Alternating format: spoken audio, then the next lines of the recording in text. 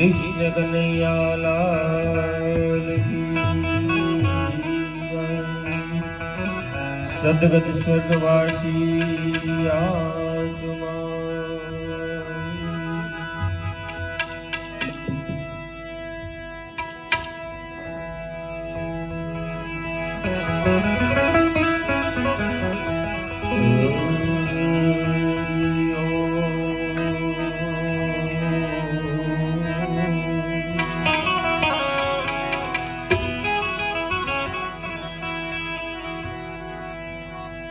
संत मिलन को जाइए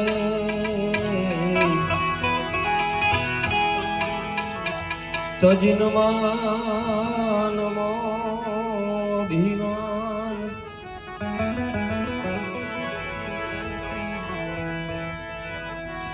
यूं यूं बैर आगे धरो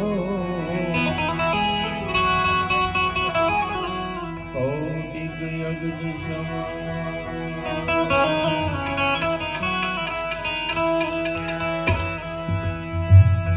तो जब तू आयो इस जगत में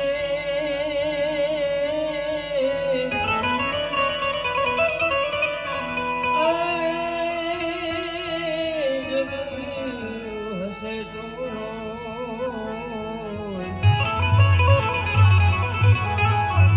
करनी करके चलो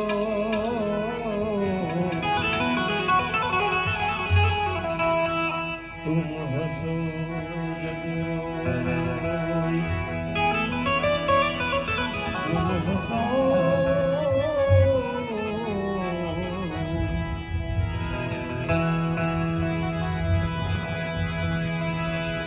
बट राम भजिले प्राणिया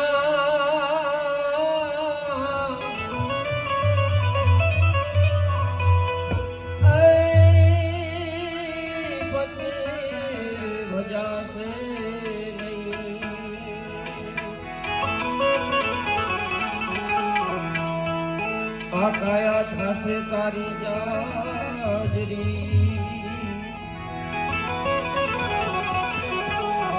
कोई छुड़वासे और नहीं जी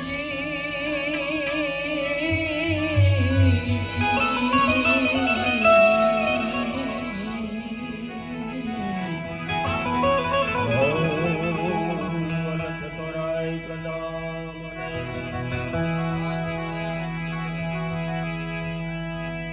तो हरि गुण गाना के रूप का धर जाना हरि गुण गाना हरि गुण गाना गुरु रूप का धर जाना हरि गुण गाना हरि गुण गाना हरि गुण गाना हरि गुण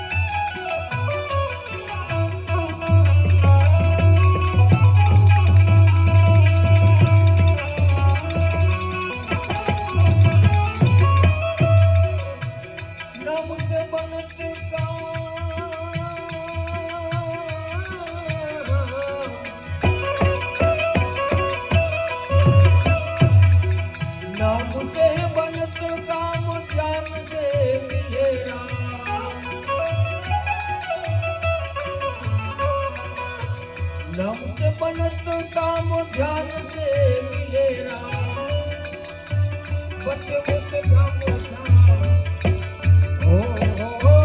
बस उत धामो धाम शरण चित लगाना हरि गुण गाना हरि गुण गाना गुरु रूप का ध्याना हरि गुण गाना हरि गुण गाना हरि गुण गाना हरि गुण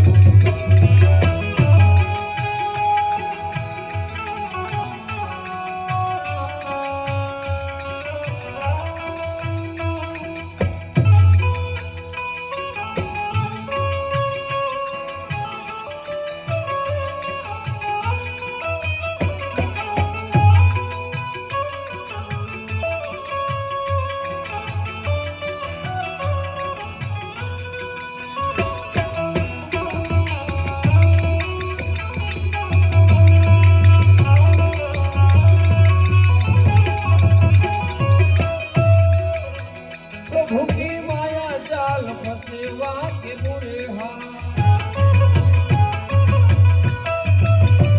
अरे प्रभु जी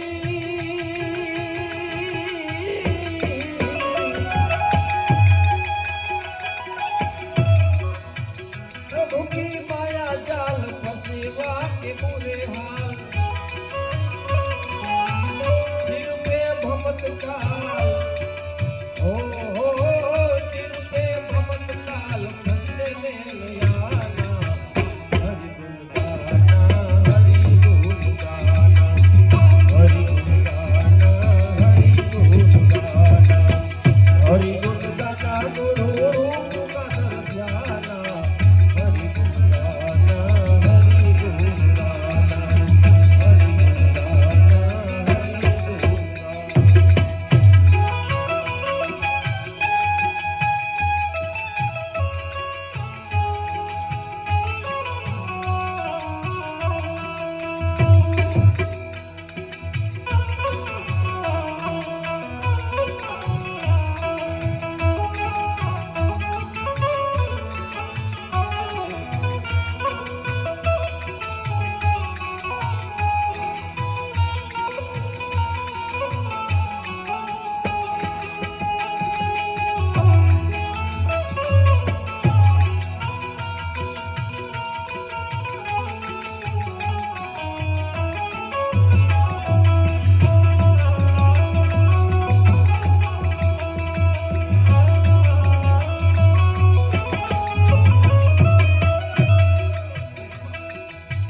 माया है होत माही प्रभु दे होत साई माया माया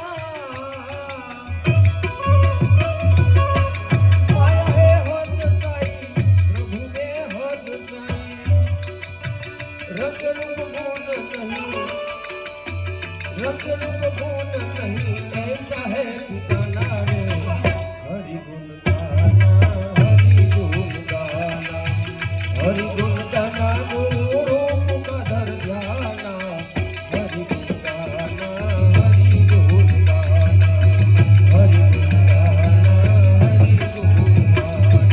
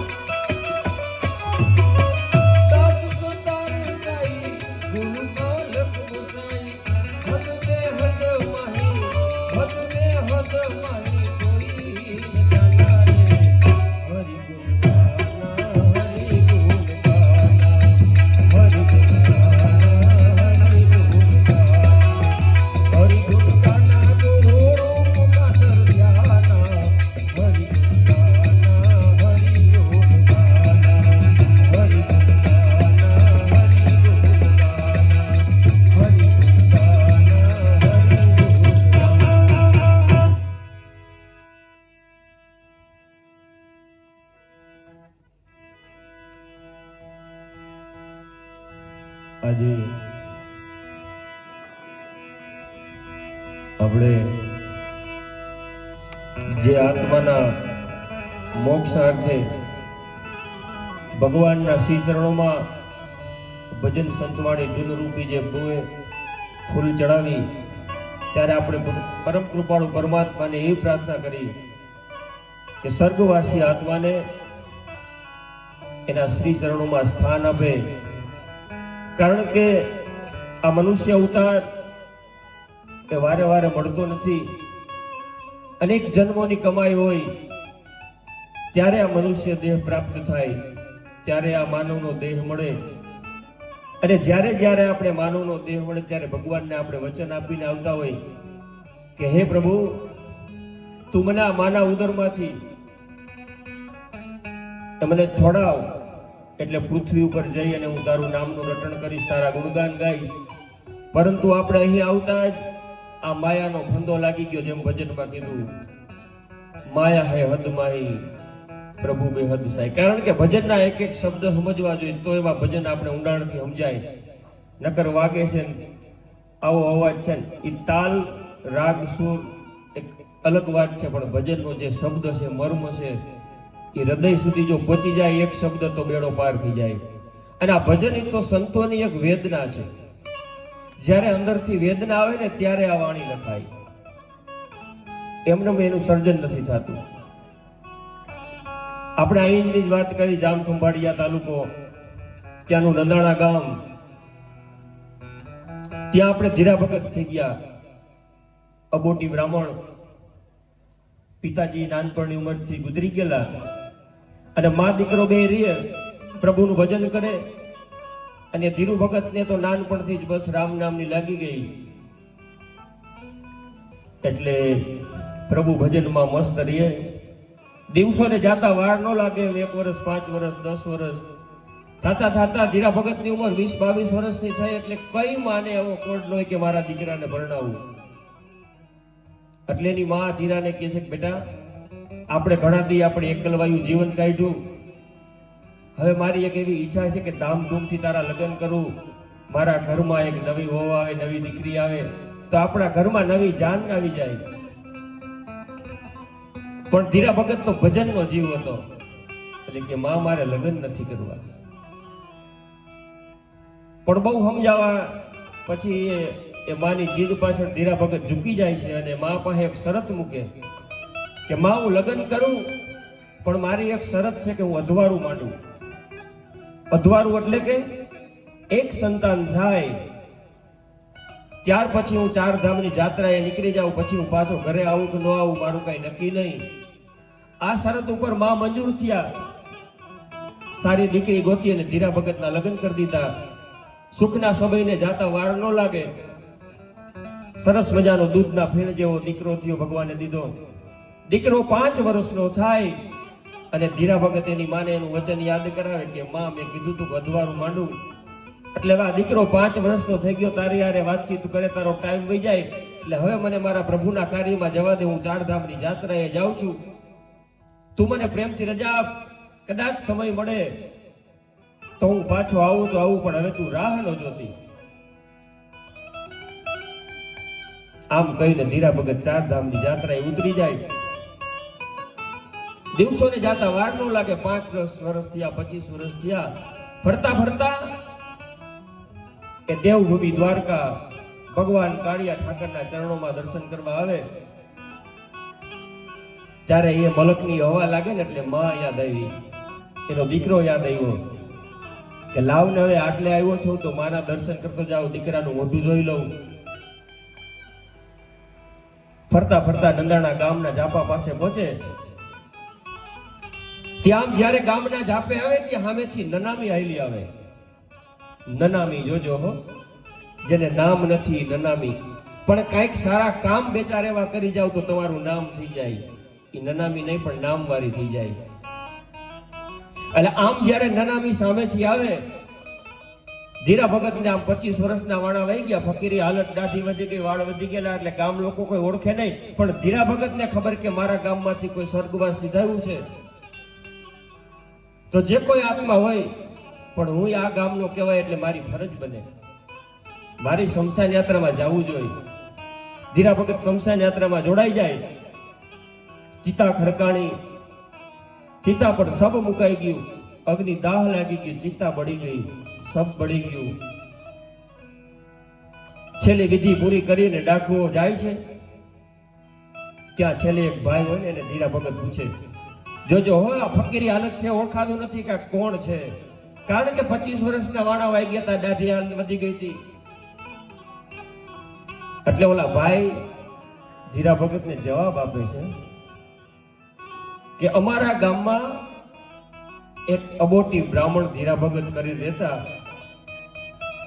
એ તો 4 ધામની જાત્રાએ નીકળી ગયા છે, પણ આ એનો એકના એક દીકરો જે આજ 25 વર્ષનો થઈ ગયો, પણ એને સર્પ દંશ લીધા મૃત્યુ પામ્યો છે. આટલી વાત કરતા તો ધીરા ભગતના જેને કહેવાય ને કે પગ નીચેથી ધરતી હરકી ગઈ, કે જે દીકરાને જોવા માટે હું અહીંયા આવ્યો, જે માને મળવા માટે આવ્યો, જે દીકરાનું મોઢું જોવા માટે હું અહીંયા આવ્યો, હાજર હોવા છતાં પણ એનું મોઢું જોવા નથી મળતું. જોજો આ સમયની કેવી બલિયારી.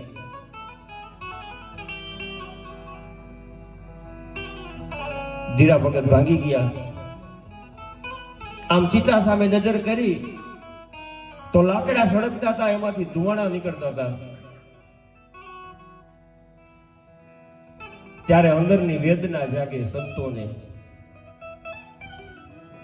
એ આમ જ્યારે લાકડામાંથી આમ ધુવાણા નીકળતા હતા ને, ત્યારે એ શમશાન ભૂમિમાં ધીરા ભગત એક ભજન લખ્યું. એ સંસાર ધુવાણાના બાચકાઈ તો ભૈરાનો ભરાય, એ રંગ પતંગનો ઉડી જશે, હે વાલા રંગ પતંગનો ઉડી જશે, ઘેર છે આંકડાનો ફૂલ, એ તે હરિનો રસ પીએ.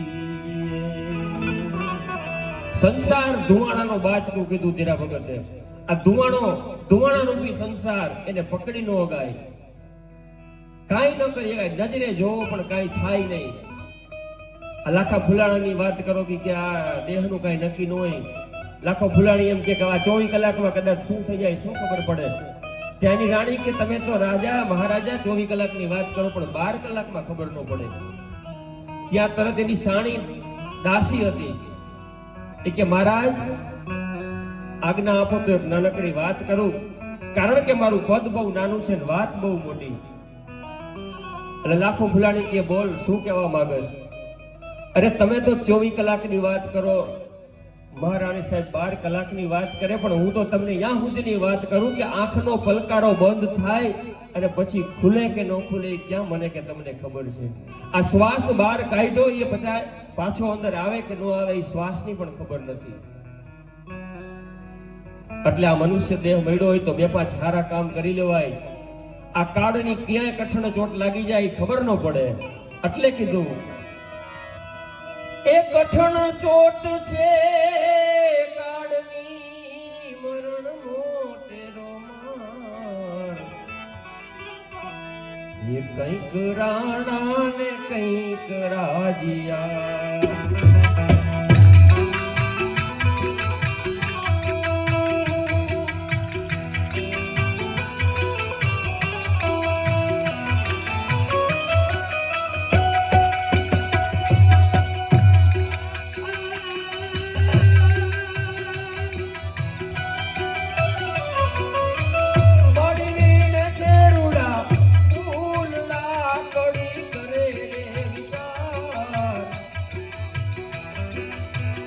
આજનો દિન રળિયા મોનો,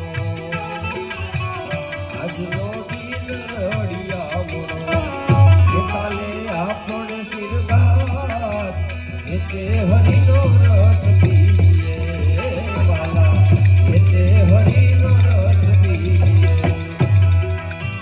કઠણ ચોટ છે કાળની,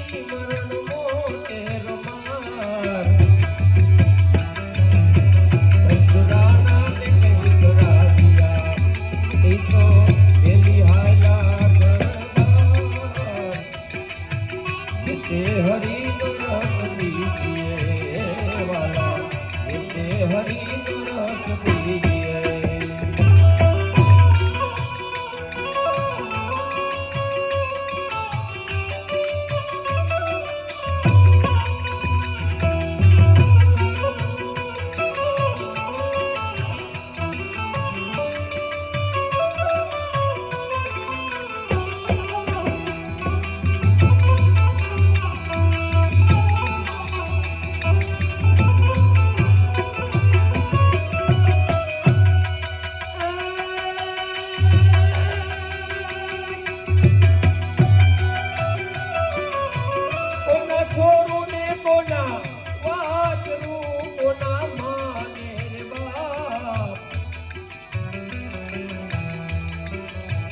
અંતકાલ જાઉં જીવને તે કલું અંતકાલ જાઉં જીવને તે કલું એ હારે ઘોડિયાને પાપ એ તે હરિનો રસ પીજીએ વાલા એ તે હરિનો રસ પીજીએ કઠણ ચોટ છે કાળની મરણ મોટે રૂમાલ કંઈક રાણા ને કંઈક રાડિયા કંઈક રાણા ને કંઈક રાડિયા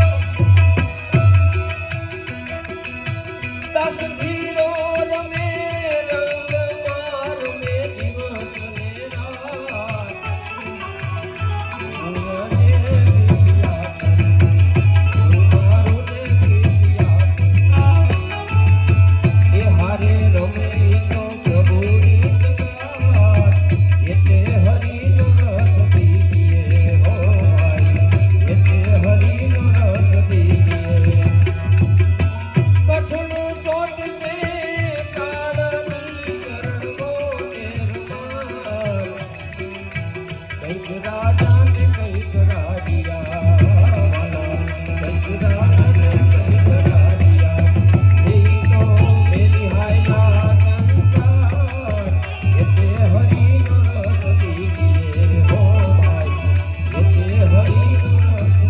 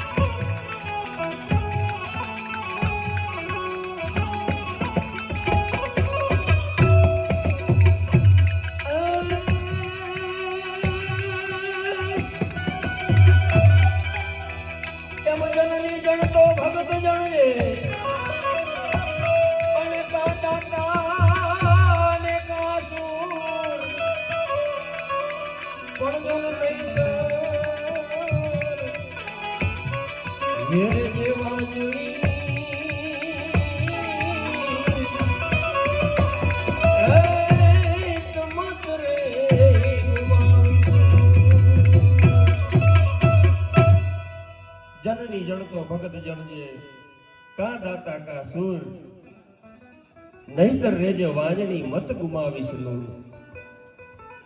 કવિએ બહુ સરસ મજાની વાત કરી. કેટલી કેટલી ટકોર કરે, કારણ કે આ મનુષ્ય અવતાર વારંવાર નથી મળતો. એટલે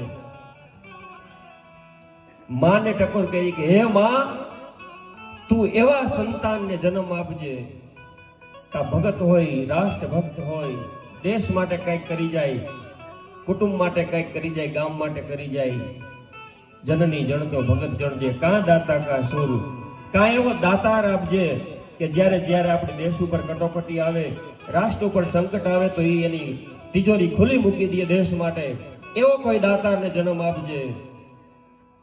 કા સુરવીર, કદાચ પૈસા ન હોય તો કાંઈ વાંધો નહીં, પણ એનામાં જો બાહોશી હોય, સુરીરાય હોય, તો જ્યારે જ્યારે દેશ ઉપર સંકટ આવે ત્યારે દેશ માટે એ જાન આપવા તૈયાર થઈ જાય એવા સુરવીરની જરૂર છે. એટલે કીધું કે જનની જણતો ભગત જણ કા દાતા કા સુર નહીતર રેજે વાંજણી તારું મત ગુમાવીશ લૂર. એક સુંદર મજાની રચના. એ જન્મ જે સંતને આપે એ જનેતા એ જ કહેવાય.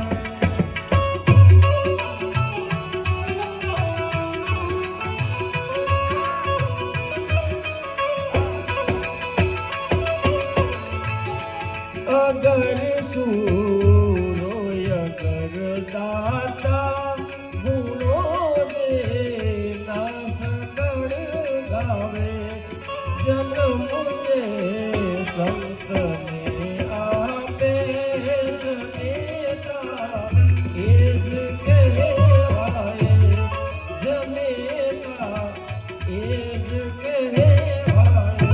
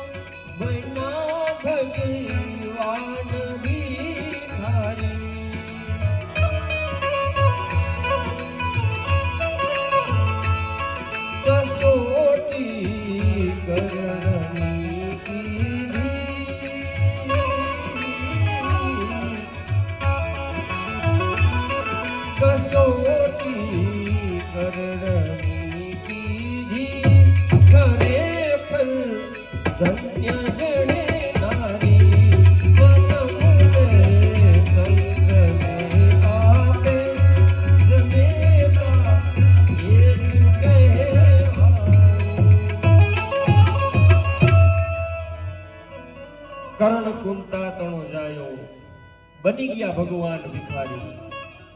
કે આ કર્ણ જેવા સંતાન હોય એની માતાને કેવો આમ અંદરથી આમ હરખ આવતો હોય, ગુભરો આવતો હોય કે હું કર્ણની માં. કર્ણની પૂછો કર્ણ કોનો દીકરો, તો તરત એમ કે કર્ણ કુંતાનો દીકરો.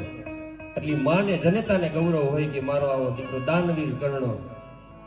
એ કુરુક્ષેત્રના મેદાનમાં અર્જુનના બાણથી જ્યારે કર્ણની કાયા લોહીથી લથબથ થઈને પડી હતી, ત્યારે અખિલ બ્રહ્માંડ નાથ એ દ્વારકાધીશ બ્રાહ્મણનો વેશ લઈ અને કર્ણ પાસે આવે કે હે કર્ણ, તું તો દાનેશ્વરી કર્ણ કહેવાય, તારી કીર્તિ ચોમેર ફેલાય.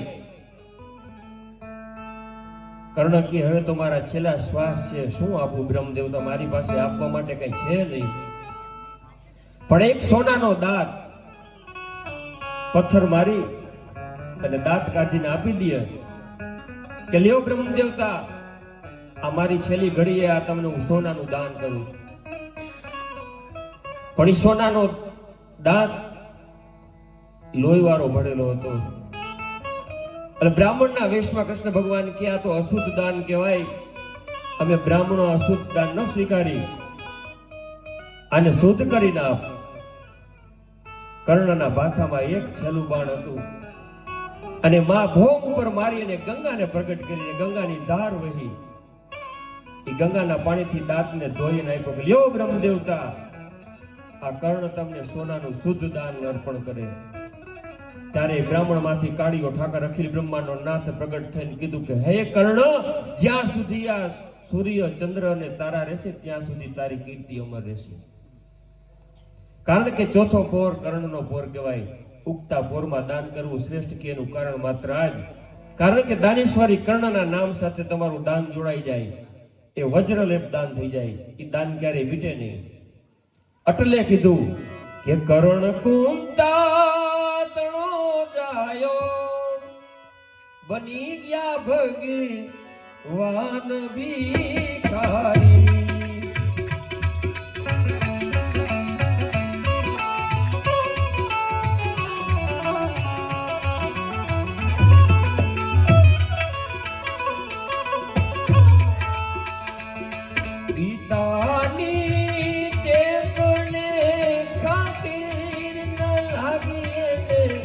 દેહો પણ પ્યારી,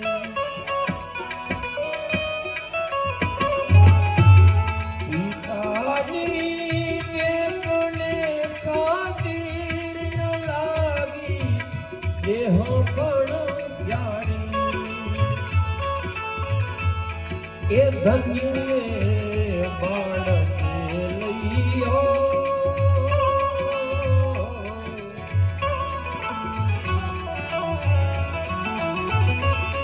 એ ધન્ય બાળકે લઈયો, ધન્ય ચંદ્રાવતી માઈ, જન્મ રે સંતને આપે જનેતા એ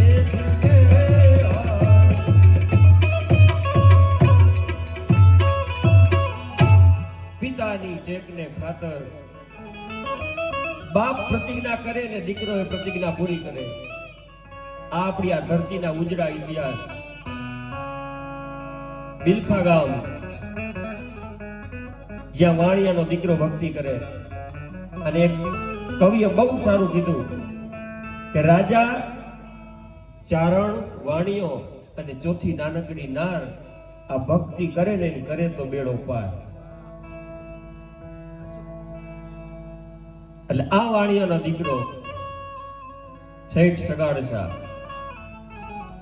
એને રોજના એવો નિયમ કે કોઈ સાધુને જમાડી અને પછી જમવાનું.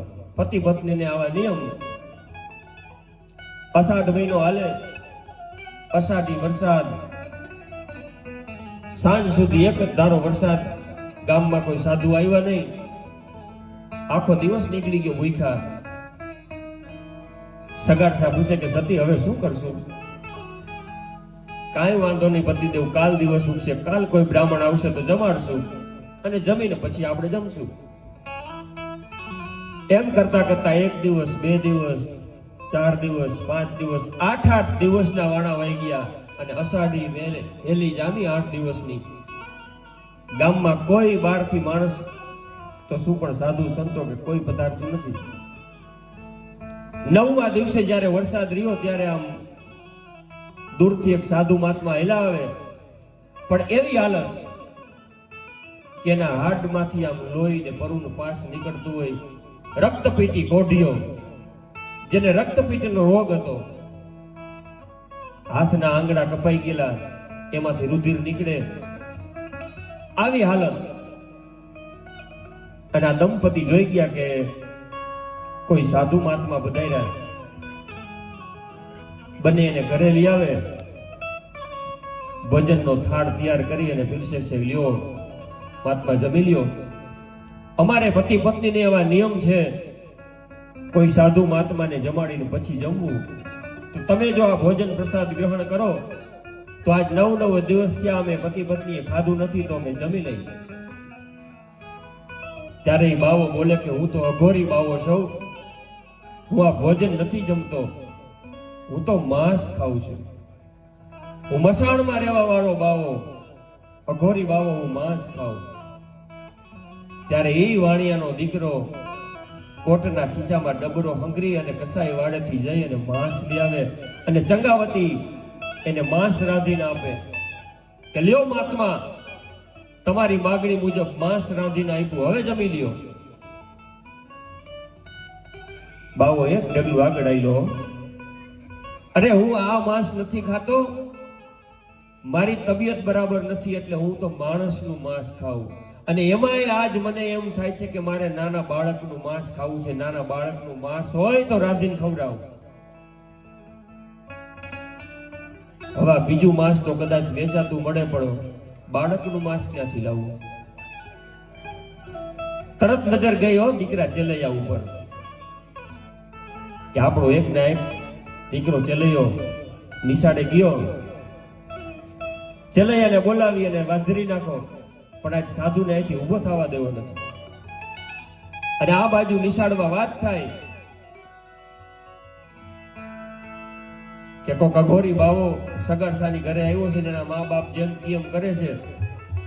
અને અહીંયા ચેલૈયાને કહેવામાં આવે કે ચેલૈયા ભાગી જા, નકર હમણાં તારા મા બાપ તને વધેરી નાખશે. તો અહીંયા ચેલૈયાએ બહુ સરસ મજાનો જવાબ આપ્યો હતો. એ ભાગું તો મારી ભોમકા લાજે ભોરિંગ જીલે ભાર.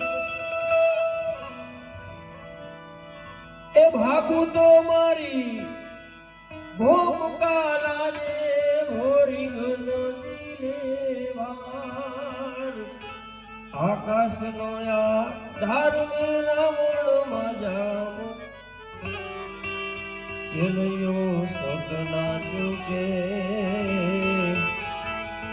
ये मेरा मन मजाऊंगे. चलियो सदना चुके, ये मेरा मन मजाऊंगे. ચલિયો કે ભાગાઈ નહીં. અરે પણ મા બાપના ઋણમાંથી જો મુક્ત થવાય એક એવું કામ હોય ને, તો દીકરા માટે આ ઉત્તમ અવસર છે. આ અવસર હું ચૂકવું નહીં. ચેલૈયો ઘરે આવ્યો,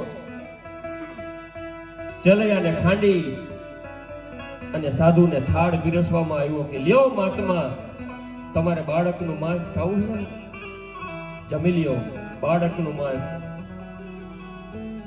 બાવો પાછું એક ડગલું આગળ આવ્યો. અરે તમને બંનેને તો આના મસ્તકની માયા લાગી ગઈ. મારે આનું મસ્તક, એનું જે કુમળું માંસ હોય ને, એ મને ખાંડીને ખવડાવો. મારી તબિયત બરાબર નથી, આ માંસ મારાથી ન પચે. અને હા હો જોજો, આનું મગજનું માંસ તમે ખાંડો અને એવી રીતે ખાંડો કે તમે ગીતડા ગાતા ગાતા ખાંડો. એક પણ આહું તમારા આંખમાંથી પડવું ન જોઈએ, નકર હું જમીશ નહીં. અને મેં તમને ક્યાં કીધું હતું કે તમે મને પરાણે ઘરે લઈ જાવ ને જમાડો? અખિલ બ્રહ્માંડનો નાથ જ્યારે પરીક્ષા કરે ને ત્યારે કઈ બાકી ન રાખે.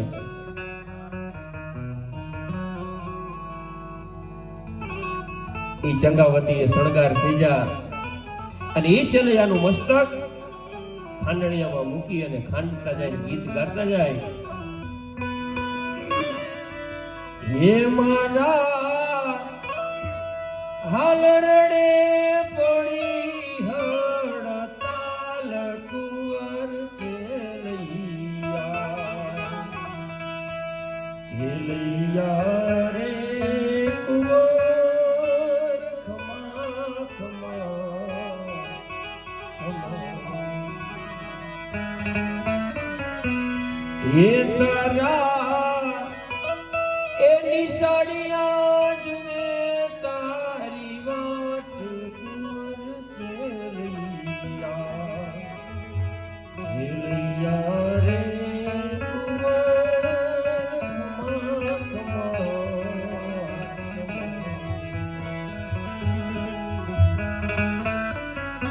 ચેલૈયાના મસ્તકનું માંસ રાધી અને માં ચંગાવતીને શેઠ સગાડસા પૂછે કે લ્યો બાવા, તમારે આના મગજનું માંસ ખાવું હતું ને ઈ રાંધી દીધું. હવે જમી લ્યો મારા બાપ, હવે જમી લ્યો.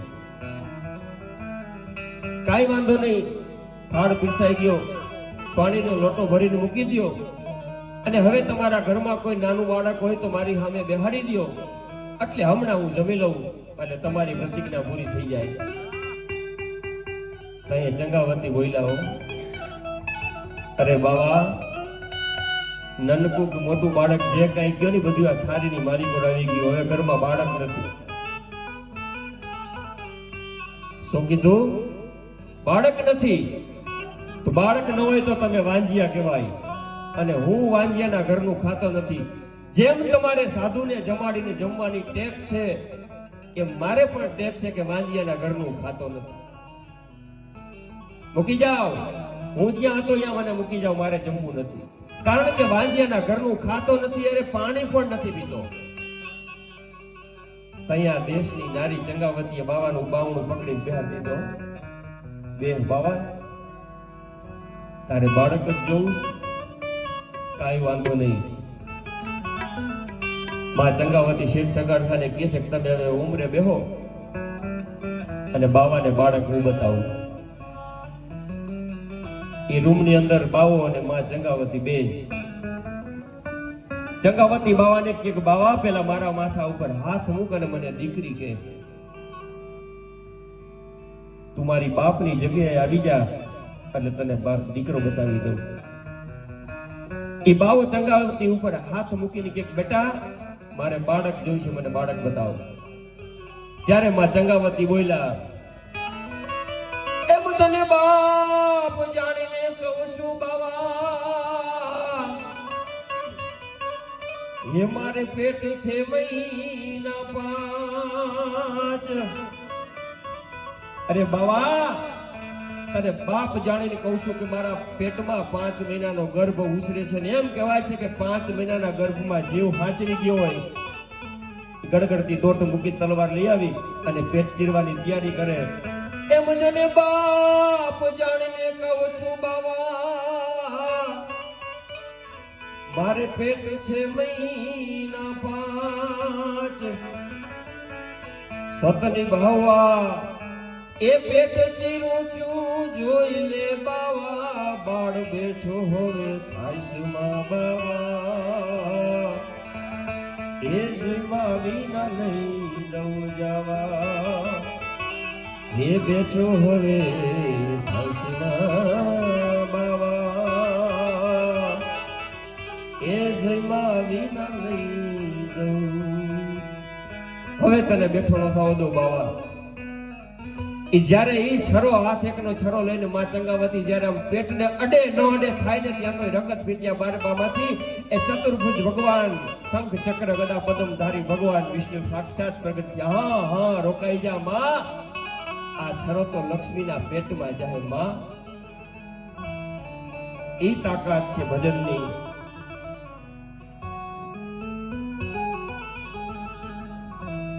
ત્યારે ચતુર્ભુજ ધારી વિષ્ણુ ભગવાન માં ચંગાવતીને કી માગ, જે જોઈ લે માગી લે. ચંગાવતી કી હવે મારે શું જોઈ?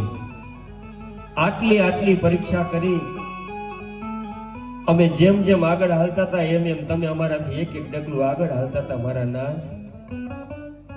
હવે તમે પરીક્ષામાંથી કાંઈ બાકી નથી રહેવા દીધું. અને તમે જ્યારે ચેલૈયાને ખાંડવાનું કીધું ને તઈએ હું ઈ જ ચેલૈયાની માં હતી, કાંઈ ડાકણ નહોતી. આટલી પરીક્ષા કરવા છતાંય તમે પાછા ન ઉઠ્યા, તો હવે મારે શું જોઈ? મારે તો ચેલૈયો જોઈ. ચેલૈયા આમ કીધું ત્યાં તો શેરીમાંથી ગડગડતી દોટ મૂકીને ચેલૈયો આવી ગયો. એટલે કીધું, હે પિતાની ટેકને ખાતી ન લાગી દેહો પણ પ્યારી,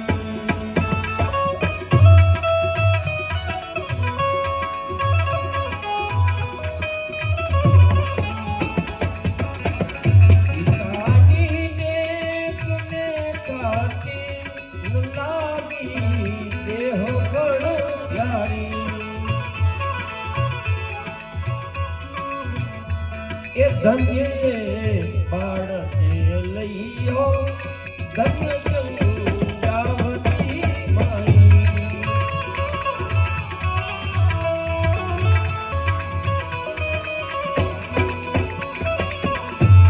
નયનથી નીર ટપકે છે પુત્રનો પ્રેમની હાડી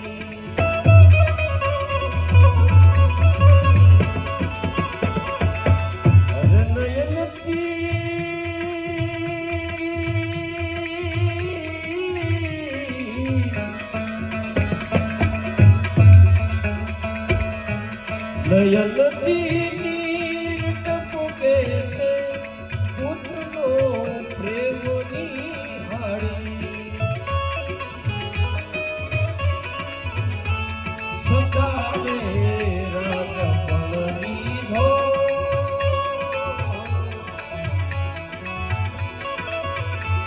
સતાવે રાગ પણ લીધો માથ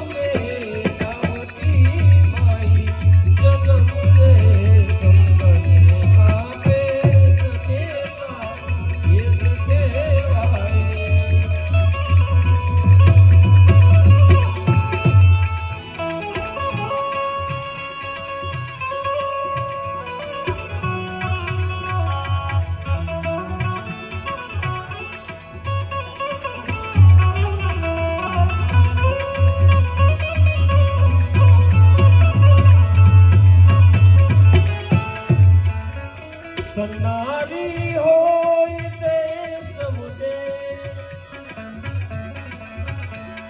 ઓ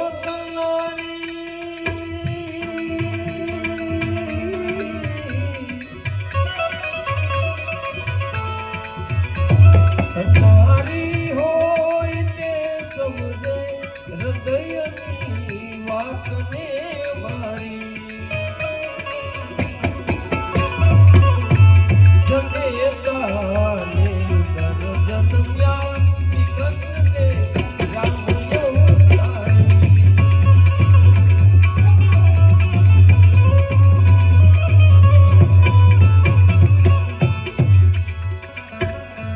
જનેતા તો જ તું જણજે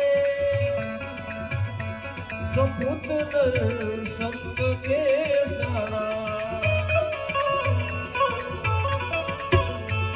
જનેતા તો જ તું જણજે સપૂત નર સંત કે સાણા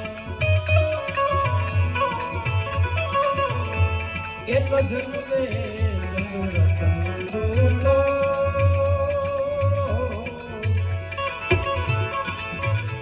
જન્મે ચતુર ચંદુ તો ભલે પેટે પડે પાણા જગમને સંગને આપે જનેતા એ જ કહેવાય જનેતા એ જ કહેવાય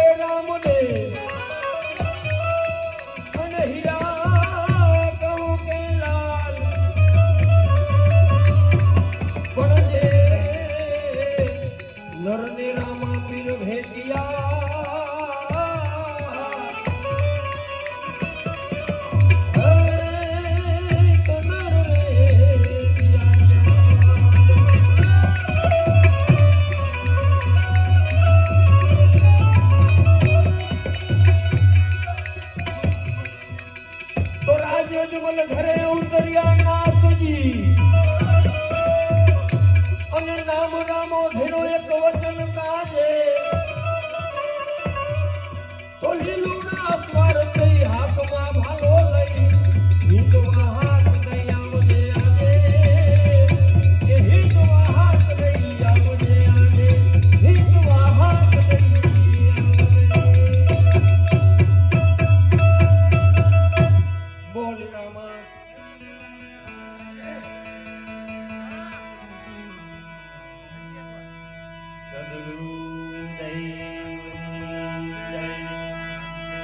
હવે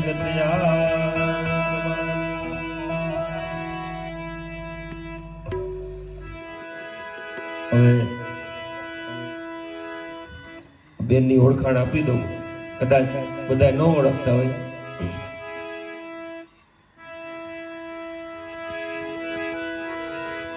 દિશાબેન ચીખલિયા મારી બેનના ભત્રીજી છે. નાની એવી ઉંમરમાં, કારણ કે સંત ચટકો લાગ્યા વિના કીરી જે કીર્તાર, ઈયડકી ભમરી બને તો નરને કેટલી વાર. એના સમર્થ ગુરુ સંત શ્રી નાથા ભગતના આશીર્વાદથી બેનને આ વાણી મળી છે. કારણ કે સંતનો હાથ જો માથે આવી જાય ને તો બેડો પાર થઈ જાય. મૂંગાને બોલતા કરી દઈએ, એ સંતની તાકાત છે. એવા દિશાબેન ચીખલિયા સારી એવી ધૂન ભજન અને આપણે આનંદ કરાવે છે. તો હવે એના સ્વરથી આપણે સ્થાળ સાંભળી અને કાર્યક્રમની આપણે પૂર્ણાહુતિ કરશું.